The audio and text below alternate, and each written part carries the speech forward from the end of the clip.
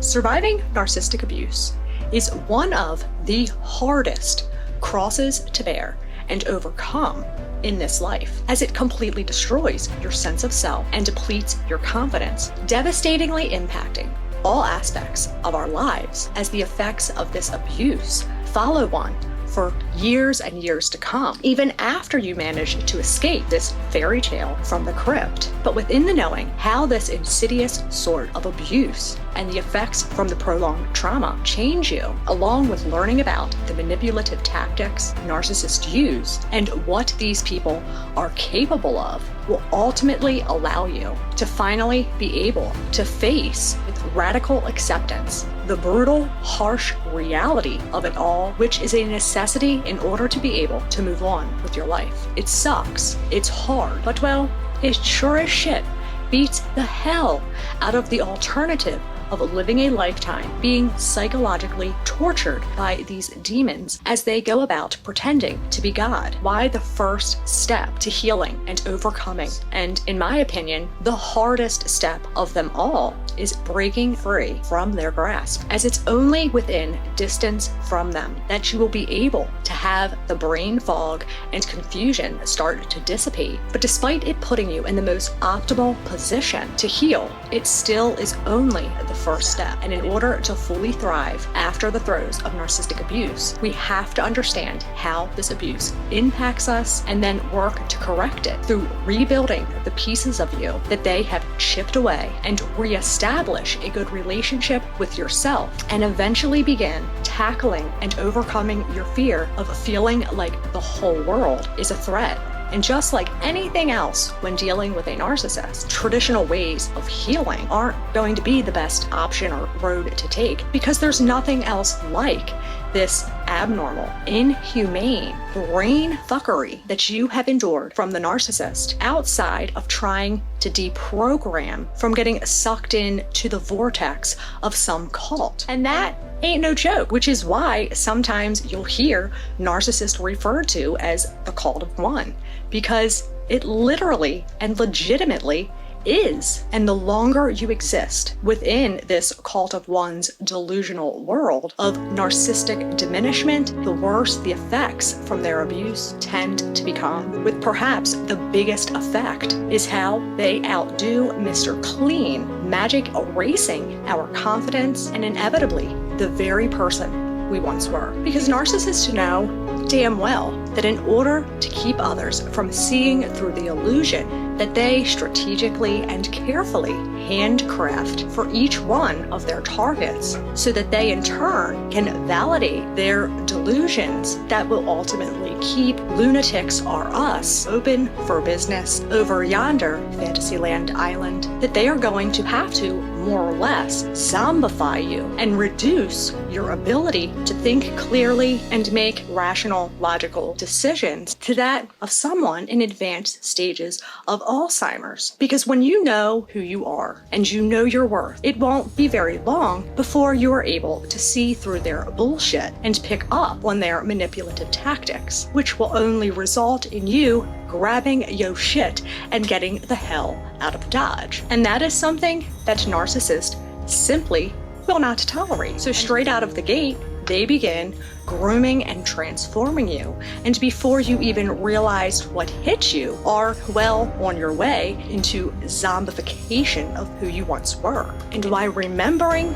who you are and rebuilding your confidence is truly your golden ticket, get out of hell free card, to at least get a start on breaking free of their grasp. And with this will help you boost your self-esteem, creating a snowball effect that will lead to you being able to again self-reflect on who you really are, a sense of trust in yourself, having faith in your judgment, and eventually allow you let go of the fear of trusting others and function again in society. Have a life where things such as happiness, peace, contentment, laughter, and joy aren't but a pipe dream and something of your past. It's actually easier than it sounds, and really comes down to making a conscious, deliberate effort to be mindful of the things that you do out of autopilot mode from not being able to express how you feel or stopped even trying altogether, knowing that they were only going to be invalidated by the narcissist. That leads us to adapt and do things in a way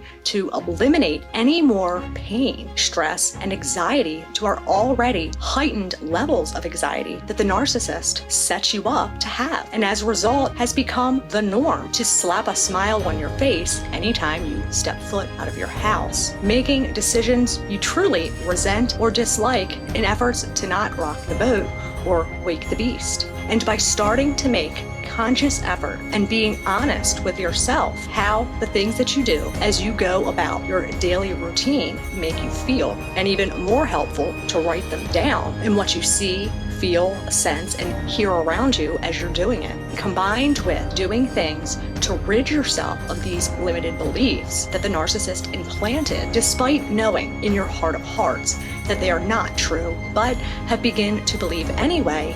From there, relentlessly gaslighting and drilling them into your head by taking each of these beliefs, like, for example, I'm a terrible parent, I'll never survive on my own, I'm lazy, or I'm a slob who can't keep up with cleaning their house. Write each one of these negative beliefs down and then find something to overcome and disprove each belief by finding evidence to the contrary. Write down one of the great parenting choices that you made, a time that you got through something that you honestly didn't think you were going to. Write down all the things that you do in attempt to clean throughout the day, all the things that you do to clean up after others throughout the day. And once you start to get a better picture of who you are, what you do and don't like, the things that make you feel good and the things that make you feel like crap, then it's easier to start thinking about the things that you used to do for fun, the hobbies and activities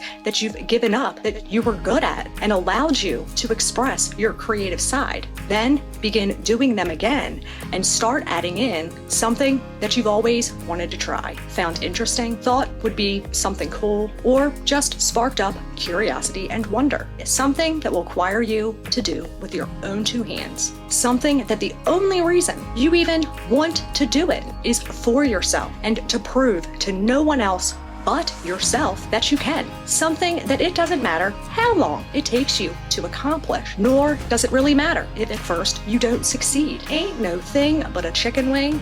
You just learn from your mistakes or what didn't work, and you try again, and you keep trying until you do it. Once you accomplish this task, then pick another. And they don't have to be some major life feats.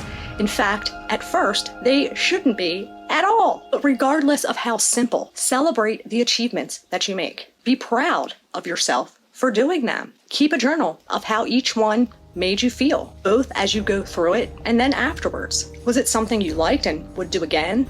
Or did you find absolutely nothing pleasurable about it? And if it was something that you hate, give yourself extra brownie points and a double pat on your back for seeing your way through it. But that being said, if it truly is something that is making you utterly miserable and more stressed out than it is being a help, abort mission. Don't get flustered about it, as not everything we set out to do or think we're going to like turns out to be such. That's life, not the end of the world.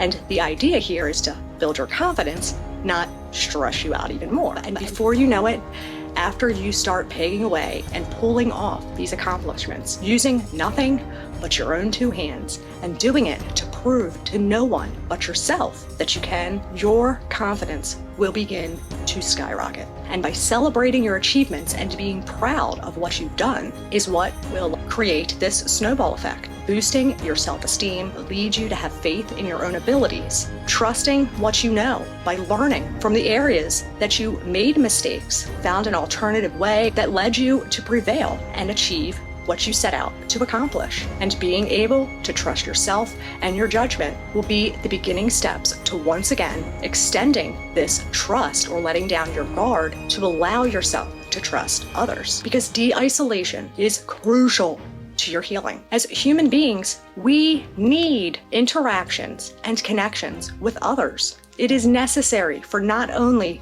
our mental health and overall well-being, but it is also a necessity in order for survival, and why one of the reasons that this type of abuse is so debilitating. Because we are hardwired to depend on and require empathy, compassion, and support from other people. That is not a side effect of being a codependent.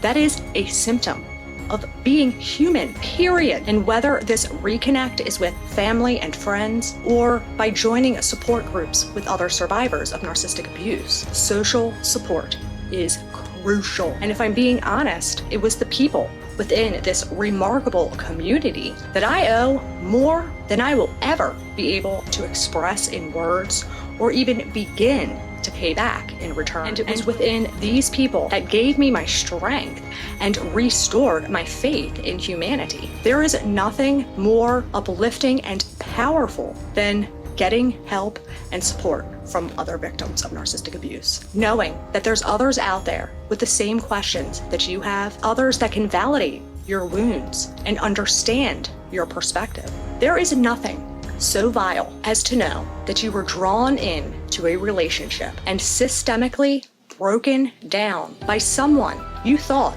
was a friend, a family member, your soulmate that you opened yourself to, invested your time, energy, and life into, fought for, defended, brought children into this world with. Wasn't just a stranger you didn't know, but a figment of your imagination that never exists. It doesn't get more vile or disturbing than that.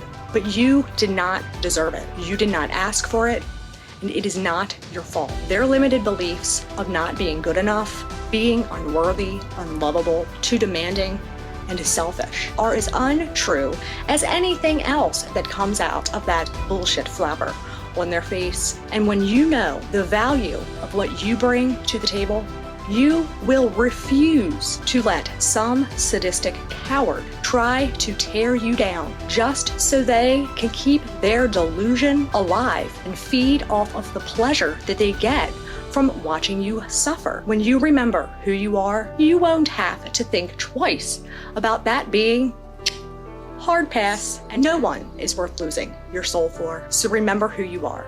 Remember that you truly are worth and deserve so much more. Fight for you. Save you. Focus on you. Fuck the narcissist.